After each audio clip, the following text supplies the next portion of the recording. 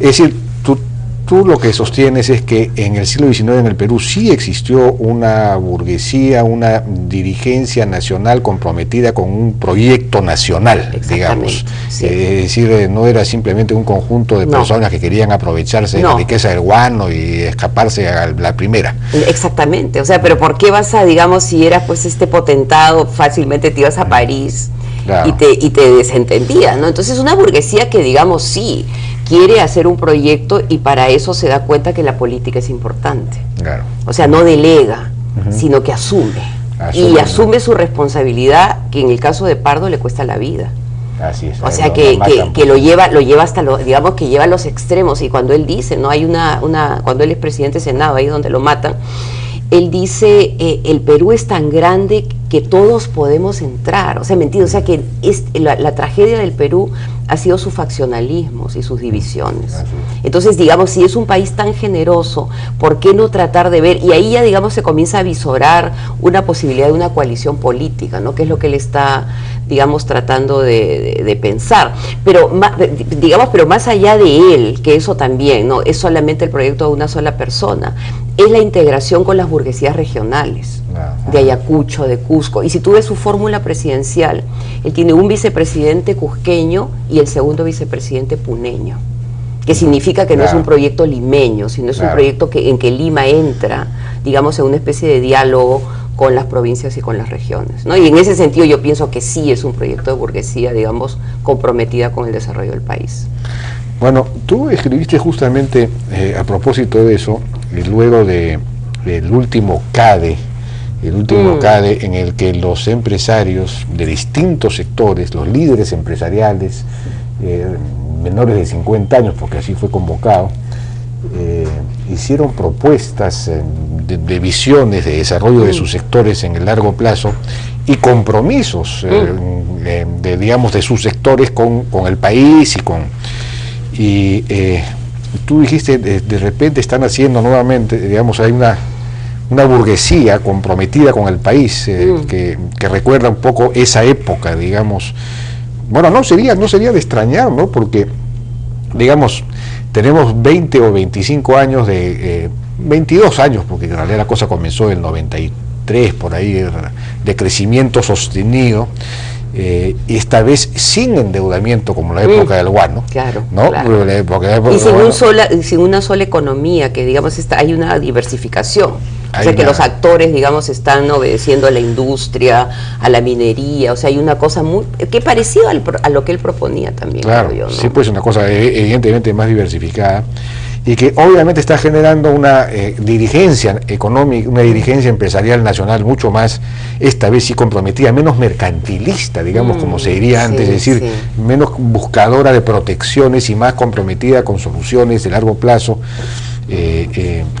Bueno, eso es interesante, tu reflexión sobre eso. Y sobre todo que lo que me gustó de este último CADE es que es el homo faber, o sea, es hacer, ¿no? Que es una de las cosas que del proyecto de Manuel Pardo yo rescato. O sea, había habido mucha discusión teórica por parte de los liberales. Y él es el que rompe con esta, digamos, tradición de las palabras huecas. Él tiene un ensayo muy lindo, ¿no? Que dice las palabras huecas, que no te llevan a nada, e inventa este término fabuloso que es la república práctica. O sea, cómo trasladar el sueño de la república, y yo creo que es algo que no se ha discutido mucho, a su materialidad. O sea, a que dé bienestar, a que dé felicidad. O sea, que la gente le sea mucho más fácil viajar en medio de este tráfico de locos. O sea, que por qué te tienes que demorar 3 horas en llegar a tu destino, ¿me entiendes? O sea, y él ya, digamos, cuando es alcalde de Lima, porque lo interesante, y yo creo que acá lo que falta es el compromiso político. Porque Manuel Pardo, digamos, hace una carrera política de servicio público, ¿no? O sea, él es presidente del Tribunal del Consulado, que sería la CONFIEP del siglo XIX. De ahí director de la Beneficencia Pública, de ahí alcalde, de ahí secretario de Hacienda, de ahí presidente y de ahí presidente del Senado.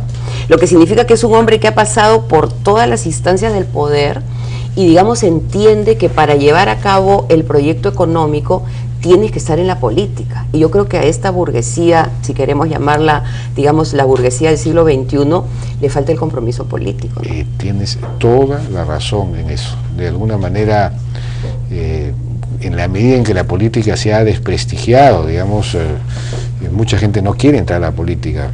Los propios partidos son refractarios a incorporar gente nueva y sobre todo gente de nivel, porque dentro de ellos predominan pues las pequeñas argollas, ¿no? Las camarillas, claro. Entonces, el PPC, por ejemplo, es un partido que podría incorporar a toda esta nueva clase empresarial, académica que hay, y moderna, como tú dices, que no necesita el Estado, digamos, para subvencionarse a sí misma, sino que ella, digamos, está orgullosa de su propia, digamos, de su propia tarea y de su propia trayectoria, ¿no? Entonces, digamos que lo que le falta, y lo que ha pasado durante muchos años, o sea, hay un sentimiento, digamos, de culpa de la burguesía, o sea, con toda esta idea, no sé si acuerdas de los 70, lumpen burguesía, pues, sí, pues. No, que la burguesía era como, digamos, totalmente tratada, como tú dices, en cuanto al sentido de que solamente aprovecharse de los demás. Entonces, ¿por qué no das vuelta a la situación y comienzas a servir? Que es algo que a mí me interesa, me parece muy interesante lo que pasa en el proceso de Estados Unidos. O sea, Gates ha donado la mitad de su fortuna. Así es. O sea, Buffett está en la misma tendencia. O sea, la mitad, devuelves, si no toda, creo que 70%. Sí, entonces él dice, mi familia va a vivir feliz con el 10% de lo que les deje. Así entonces, esta cosa de devolver a la comunidad es otra parte del proceso, digamos, que es algo que, digamos, los chilenos nos llevan mucha ventaja con, por ejemplo, este proyecto Un Techo para Chile, que hace que la gente joven se vaya a trabajar a pueblos jóvenes y construya casas. Entonces hay toda un compromiso y una responsabilidad social que yo creo que tiene que ser también parte de una burguesía que se ha visto favorecida, digamos, por años de abundancia y de auge. Bueno, cuando salió esa noticia de Bill Gates y de Buffett y todos ellos en Estados Unidos, Lampadia.com, que es un portal que hay acá en informativo, propuso que digamos, los grandes empresarios en el Perú den cada uno $100 millones a fue una cosa lanzada así, a ver si Dionisio Romero o Jorge Benavides o quienes o los nuevos que hay, ¿no? O los añaños, o quienes fueran, den $100 millones, después algunas fundaciones, en fin. Claro, lo que pasa es que, por ejemplo, Bill Gates tiene todo el tema de sus campañas de vacunación. Entonces yo creo que ellos tienen que encontrar algo que esté cerca de su corazón, digamos, sí, pues, ¿no? Niños o educación o lo que fuere. O sea, el problema yo creo que son las presiones, que el Estado les diga, ustedes den como tipo cupo, porque se aterran. O sea, porque aparte que hay que pensar... No, es una fundación propia. Es una fundación propia y que vaya detectando los problemas y que de alguna manera comience, porque eso te da, esta idea de la responsabilidad social, te da un prestigio. O sea que dar ahora es algo que te favorece como empresa, o sea que al mismo tiempo estás ganando, digamos, en respeto social. Entonces yo creo que es la tarea política, pero también la tarea social, que poco a poco va a ir creando, digamos, un compromiso con el país, y en un país que se quieren quedar, en un país donde todos nos queremos quedar, digamos, ¿no? Y bueno, quedémonos, ya nos ha ganado el tiempo, pero con esta idea de que tienen que participar en política, es decir, no delegar, no desertar la política, porque entonces queda en manos de los políticos que vemos, que están simplemente preocupados por la lucha inmediatista. Y por sus propios beneficios, ¿no? O sea, por sacarle ventaja, digamos, a la posición política. Y un poco terminaría, digamos, volver la política con P mayúscula, ¿no? La idea de política con P mayúscula, que es servir. Así es. ¿No? Entonces yo creo que servir debe ser la nueva consigna de esta burguesía al que al país le ha favorecido tanto con su generosidad. Porque si ellos se han enriquecido, porque este es un país generoso, digamos, con todos nosotros. Bueno, y porque se adoptó un modelo económico que ha permitido que todos mejoren, ¿no? Exactamente. Y ellos también, por supuesto. Bien, Carmen, muchísimas gracias. Gracias muy interesante a ti por la invitación. No, gracias por venir. En Pos de la República, su último libro.